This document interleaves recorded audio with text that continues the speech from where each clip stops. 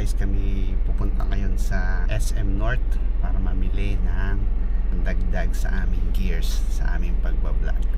So samahan nyo kami sa biyaheng ito. Go! Left 2 lanes to continue straight. Sam North Exxon NX. Then turn right.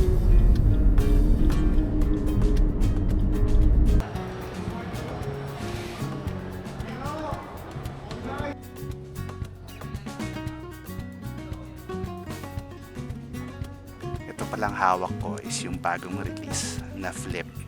Tapos yung maliit naman is yung Neo. Ang binili pala namin is DJI Mini 4 Pro.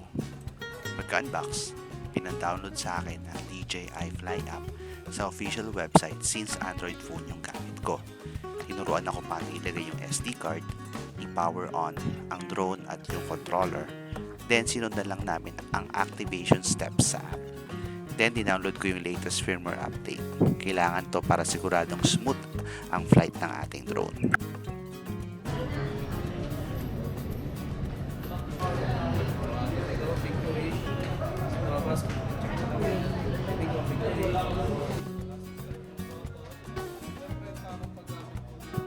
Nung okay na lahat, updated na, activated na, pinakita niya sa akin paano paliparin yung drone. Happy kiddo na naman ang mag-asawa. 2 days later. Binili pala namin yung drone ng Saturday.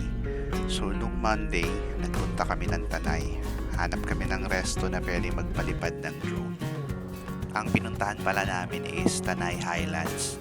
Kasi may mga nakita akong post sa Facebook na may mga nagpapalipad ng drones. Pagdating namin, makulimlim na talaga eh. Tapos after namin mag-order, ayun, umulan bigla.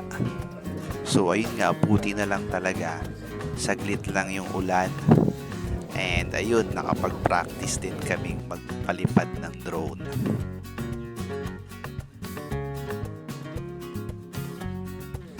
Mas magaling pa magpalipad yung misis ko eh.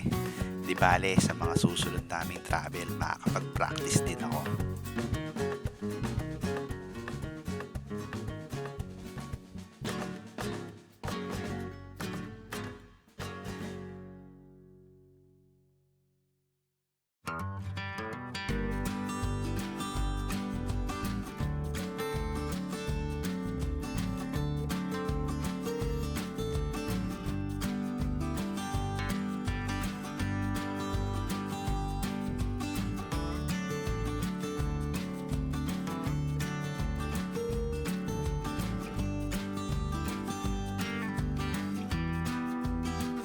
So, ayun na nga. Thanks for watching everyone. If you enjoyed this adventure, don't forget to like, comment, and subscribe for more. Until next time, happy travels. Adios.